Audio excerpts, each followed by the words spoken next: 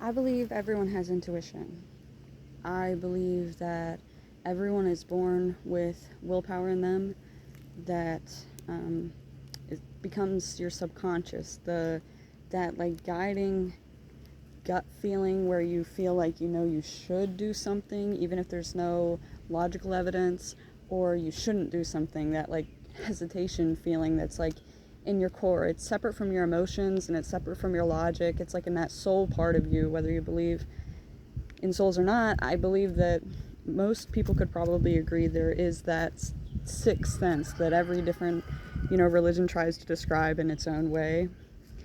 And I believe that no one is inherently greater because of their abilities to listen to it. I don't think that any particular prophet or priest or whatever, it has some like divine providence cast on them that they're just better because they're closer to God. I don't think that. I think that anyone can learn to listen to it and harness it. I think that it's a developed skill to practice. I don't think that it's necessarily a gift. I mean, some people, like any other talent, I mean, someone like myself, for example, I think that might have a natural inclination to have it non-consensually come on them than other people do. I mean, like, I can't escape my intuition.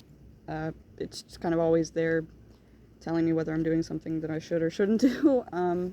But I mean, I guess if someone's not naturally that inclined to hearing it, I don't think that I'm better than them because of that. I don't think like the Messiah or something, but I do think that anyone through a lot of conscious effort, like, intentionally meditating and things like that, I think they can learn to listen to it, but I think the misconception that a lot of people have is expecting it to be some sort of audible, like, conversative, like, thing. It's not.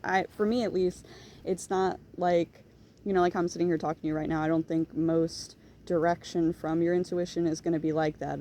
I mean, when you really learn to develop a close relationship with your higher power, I think you can get really explicit, intimate conversations and directions. But I think for the most part, most feeling that I get like that, it kind of comes to me in the same, like, separate from, but in the same sort of sensation as my own inner monologue. Like, it's not like I hear my own voice in my head constantly, but I mean, I do, from the moment that I open my eyes till I pass out, I mean, my thoughts go at like 120 beats per minute. I've tried to measure it, but it's not like speaking at that rate. It's just like that feeling. And when you think about what I'm describing and try to physically sense where your thoughts come from, and I feel like you'll understand what I'm talking about when you really sit down and do that, because it sounds like common sense, but when I was a kid, that, observation is what made this all a lot easier. So I literally sat down and tried to figure out, where are my thoughts coming from? It's not in your head. Like, when it actually freaked me out as a kid when I thought about that when I really, like, shut my brain down and just become my body and, like, try to sense where my thoughts are coming from. It's not inside your head. My head is just an organ, just like the rest of me. Well, it has organ in it, but you know what I mean. It's not a thought center. It's just the computer motherboard, basically, to all the rest of it. So obviously it's not coming from your heart either. Like, I can feel my heartbeat. It's not. It's like in that indefinite point inside of you, the core part, the 4% stuff that we don't know what it is. In there, when you really focus on that and keep yourself in that place, I feel like that's how you can reach that plane of thought a lot easier, keeping that in mind at least. And for me, I do that at least 20-30 minutes every day, not optionally, but I mean, I just sit down with myself in quiet like 1,000 times a day at least. I mean, any opportunity I can, because I feel like that's like a good reality checkpoint for me, when I can, divorce from my logic and my, my emotional systems, and just feel, how things actually are, how I feel they should be, what I can do, to get to where I should be and things like that. And that's intuition. And I notice, like, the more that I focus on it, I can feel it, like, flowing through my body, like, almost the same as blood in your veins. Like, I feel it, like, peace, like, really subtle peace, like, moving through my body, and I can feel it directing me if I'm supposed to go somewhere, and if I go somewhere I shouldn't be, I feel the resistance immediately. Like, as soon as I even enter sometimes a town, but usually like a situation, like as soon as I appear, like I don't even know why yet, but like when people talk about the vibes in the room being awful, like I feel like I just hit like an imaginary wall, like the edge of a video game, and it's like you're going the wrong way, you can't go this way or whatever, and you're like running against an invisible nothing. That's what I feel like hitting me when I'm doing something I shouldn't do. And I think that whether you believe specifically in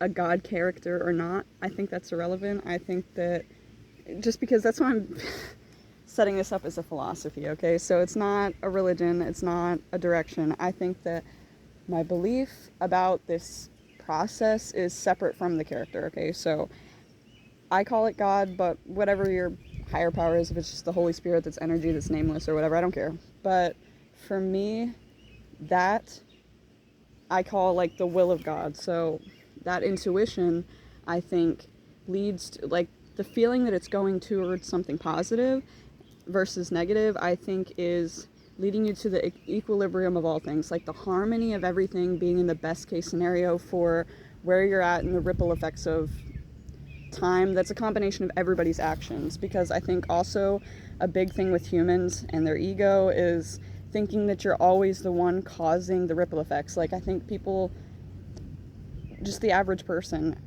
has a difficult time conceptualizing other people's perspectives. We know that. We know humans are egocentric, and I think it's troubling how easy it is for me even to slip into a mindset where I see myself at the center, not even in a conceited way, but it's like thinking that your actions are where the ripples start, that you're causing things to happen, you know, a chain of events that become the sum of your actions. And it's hard to divorce yourself from that ego and see that you're not the mover of the ocean, you're not the one causing the ripples. I mean, you might cause some, but I think more often than not, we're caught in the waves of other ripples that have already happened or started long before us.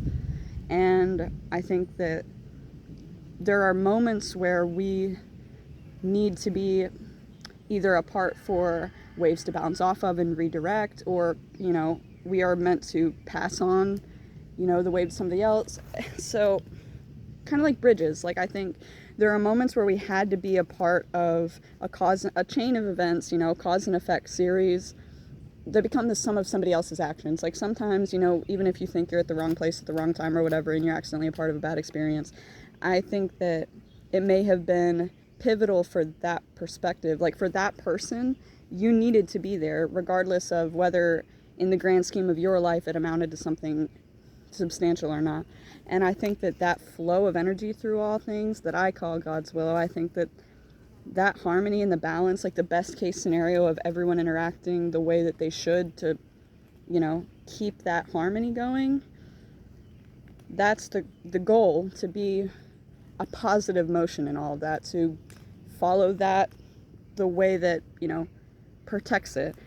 But I also think that because life is, you know, an ever-evolving flow of that energy, and it's malleable because of, you know, other people's choices, I don't think that there's like a fated script that's already written that like from beginning to end will happen a certain way. I think that it's an evolution of will interacting with each other.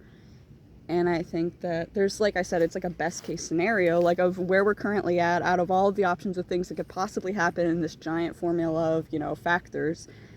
There's a best case scenario from, you know, what's possible today, the sum of everybody on Earth's actions, okay, interacting with each other in this like big symbiotic relationship. So I think that free will is the ability to choose to follow that and protect that and add to the harmony, or you can resist it. And I don't think it's necessarily good and evil. I think that really, like, even though I have a list of my own personal convictions, I think that some big doctrine that just, like, you know, says what's good, what's bad in a concrete way is not necessarily accurate. I think that it, obviously with context and a lot of different things, I don't think that there's like evil and good actions in that black and white of a way, but I think that there's a resistance to the harmony, and there's protecting it, guiding it, helping it, or whatever, contributing to it, following it, I guess is a better word.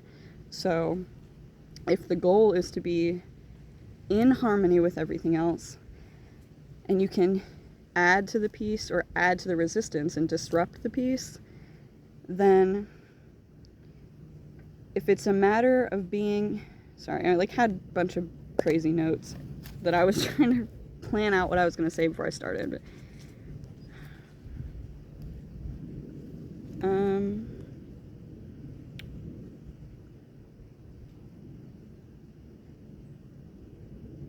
Oh, and so this can be positive or negative. I think if the goal is to be in harmony with everything, then sometimes that means that you have to have a negative experience, because either for someone to hit some sort of rock bottom that they need to turn around at, or an ultimate positive thing that required negative parts of the plot arc, you know, like say that you were supposed to get given, I don't know, a boat, a giant cruise ship or something, but the only people eligible to randomly be given this boat are people who don't have a boat. So say you already have a canoe, that disqualifies you, but God really wants you to have this cruise ship for some reason. So some guy comes up to your house and he's like, I really need your canoe, please give it to me, it's an emergency, I need to save my wife because she's in the middle of the ocean. Like, I don't know, some, you know what I mean? On a real life day-to-day basis it wouldn't be so absurd, but you know what I'm saying. So you either can make that choice, give the guy your canoe or not, and you might be like, what, all I have to my name is this canoe, I don't want to give it to him,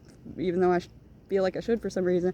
And you could choose to do that, and in the end it could have ended up being an ultimately positive experience, that you ended up needing this cruise ship. Say then some guy shows up and he's like, I really need someone who has a cruise ship to make the next Noah's Ark because now the world's gonna flood or whatever, and you ended up becoming the hero of the planet. But if you would have told that guy you didn't want to give it to him because you had the canoe, well then something else will happen. It could be a totally different plot then, because you didn't line up, you know, for the best case scenario when you were requested to. So I think that sometimes the inhibition of, you know, something failing and the ego trying to prevent failure, and, you know, like humans controlling compulsion for power and trying to like be the one moving the ocean, I think can sometimes limit us, because there's, you know, some sort of ultimate good that's greater than what we could have gotten if we followed our ego. But if people are out of practice with that, I understand, because I have the same thing. I take my will back all the time. I still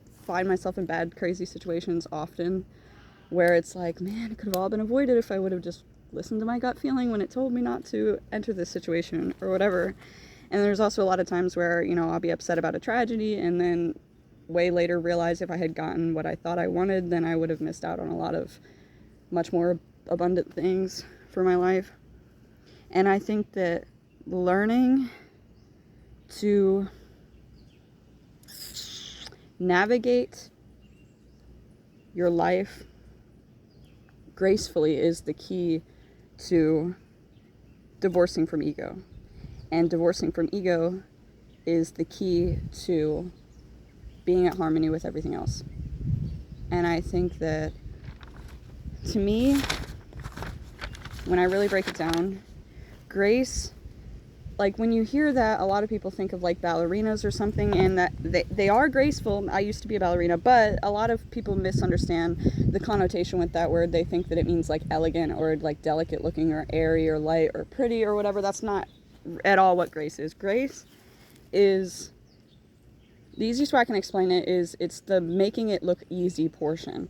Ballerinas are some of the most powerful, physically abled people ever, because not only the self-discipline that they have to do to execute such like intricate motions with their body, but the grueling development of the abilities that they have. I can tell you, like, after Hell Week, before a recital, my ankles and feet would be bleeding, like literally bleeding, like not rhetorically, like it actually is a grueling art. And you, to be able to look that light and effortless, that's grace, because you are not only having the resolve or the grit to withstand the pain of the art, but making it look beautiful even though you tortured yourself to make that art.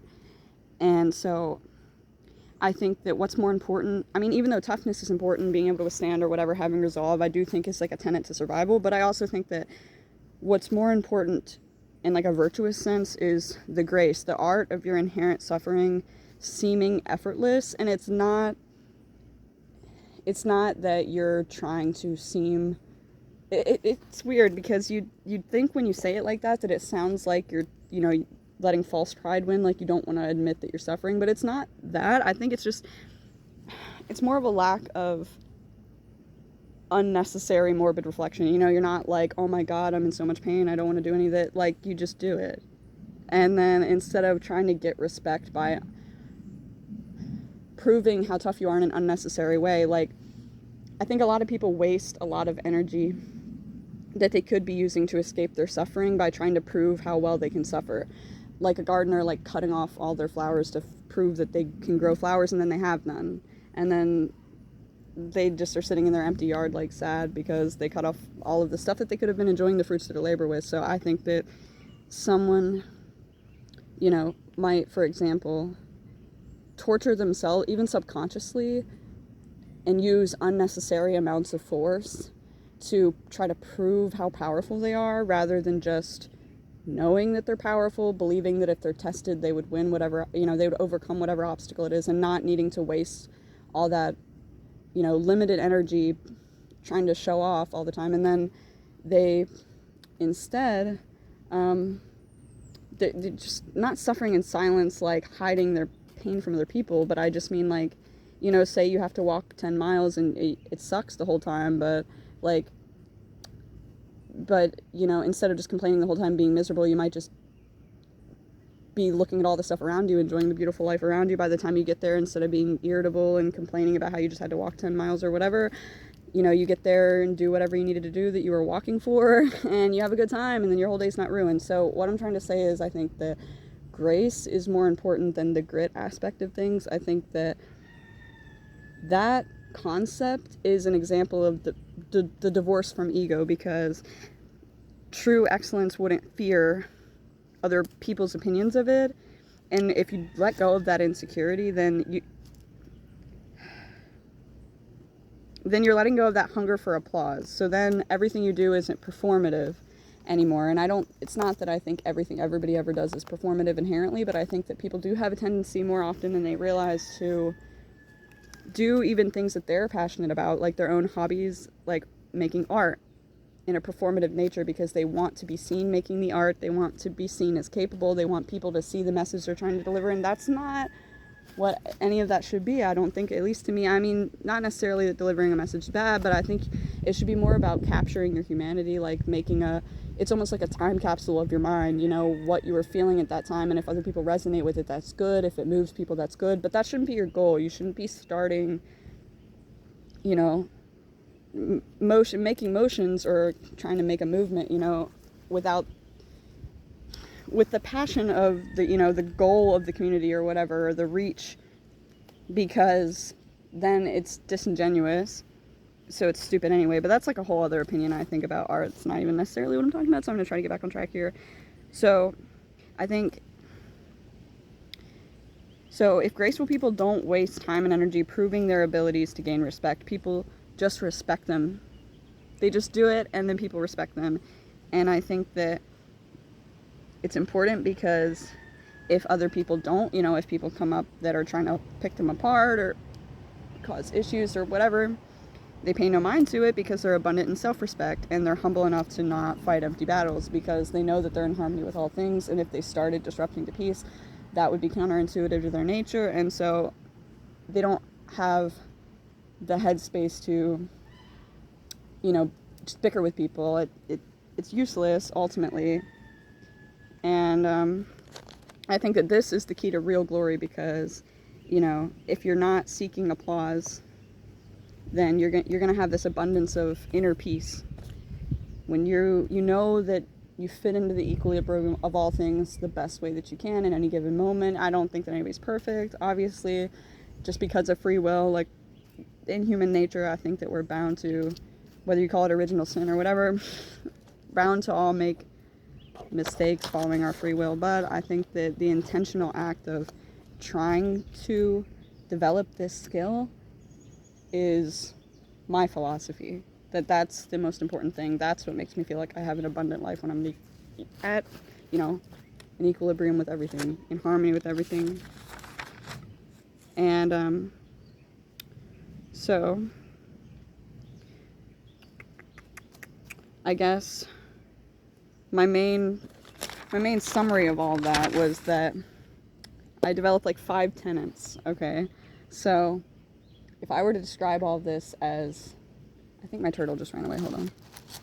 If I were to describe all of this as a philosophy, okay, which I've decided to call NeoHarmonism, because I was going to call it harmonism and then there was already something called that, so it's NeoHarmonism, because at least nobody's really been talking about it since like ancient Greece or something, so it's new. This is definitely, I feel like, an evolved version of what I was reading about that was when I accidentally discovered it. But if I had to break it up into like 5 tenets, okay, to summarize all of this, there is a harmony to all life. You have free will to aid the flow or resist it. Everyone has an intuition that guides this. Following that and divorcing from ego is the goal. 5, the ability to do this, like that skill, is grace. And I also wanted to say that the way that I guess, like, I know I want to make more content of it, but the way that I've learned to develop grace the best way, I briefly mentioned meditating, but there's a bug in my shirt, bro. But there's obviously a lot of different things on this path to discovering, how to harness your intuition. But just some like notes that I wrote about that, I guess, is to first become tough, to be able to do the things that you want to do, at least poorly. That's the resolve part. Okay, so then once you can withstand the trials of life, you have to learn to develop a perspective that makes it not suck so bad. Okay, so the inherent suffering, learning to make peace with that, finding your passion and using it so that you can stop complaining and just do the stuff because you want to. Learning to be grateful both for things that you have and don't have, and things that you've been able to do, and things that you didn't do that you wanted to, and then you saw that it worked out better, that you didn't get to do it, that kind of stuff. So learning to harness your intuition and following God's will through trial and error, because sometimes, you think that you know what you should do and then it's still wrong.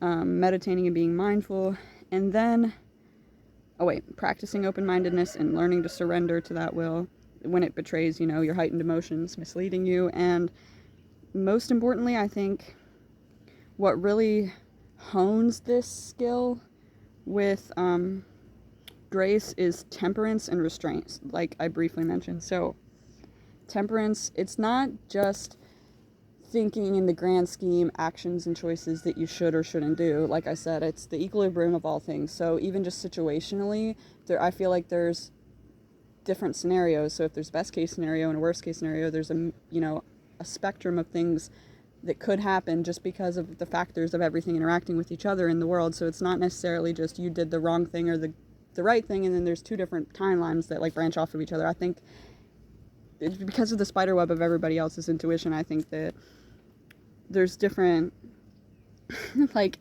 levels of how well you can function in a situation, obviously. So I think that that's temperance, learning to react appropriately to each given situation, to be able to control and balance your emotions, your logic, and your intuition to feel the best way to carry yourself in any given situation. So like, even if someone's pissing you off, you obviously know that punching them in the face is not going to go well. So being able to betray your heightened emotions and be able to, navigate that in a positive way. But it's also not necessarily right to just stand there and not say anything. Like, maybe you should leave the situation. Maybe you should tell them, hey man, are you okay? You're acting insane. Like, there's a lot of different ways you can navigate that. And so I feel like temperance is learning to segregate yourself from all of those processes, and as the observer, measuring, what's a necessary reaction to most things. And I usually explain that by like a quote that someone bestowed upon me one time, which is, does it need said? Does it need said by me? Does it need said right now? And that's kind of like an example of the way that this kind of mindset would work.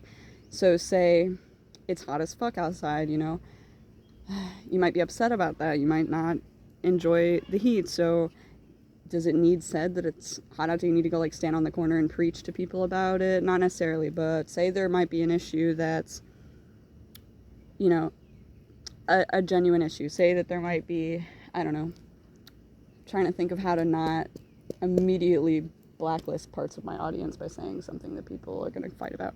A genuine issue, a human rights issue, whichever one's particular to you, whichever you value, or whatever you feel threatened, of yours that you feel threatened, that you actually care about. Okay, so, and it doesn't need said by me thing.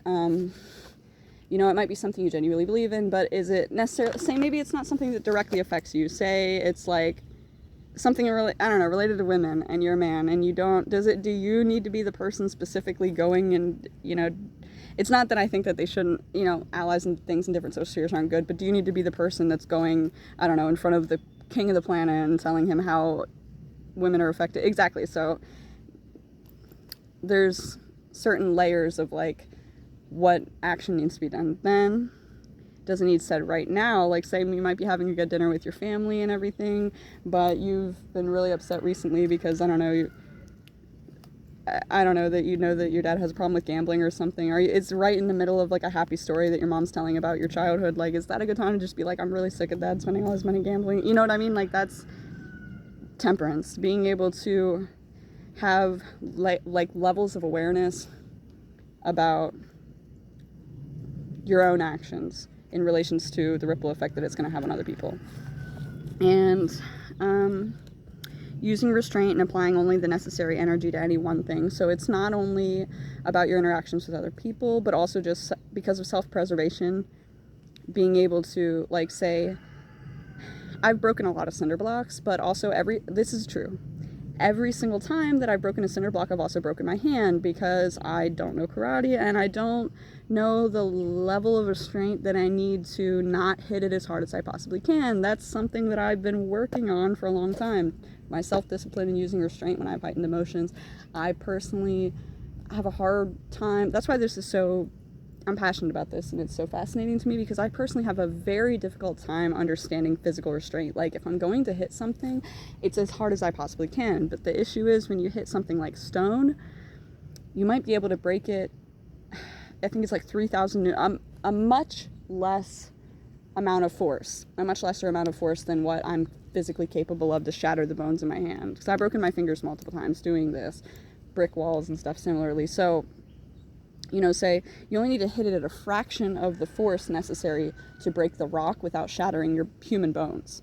But I just like hit it and then break my hand. So the goal was accomplished, but obviously then I ended up injuring myself. So to avoid that sort of thing on a lesser scale, you know, in terms of daily living, I feel like there's a multitude of examples about that. Only using the amount of force necessary for any given interaction or task is important, because then you're gonna have the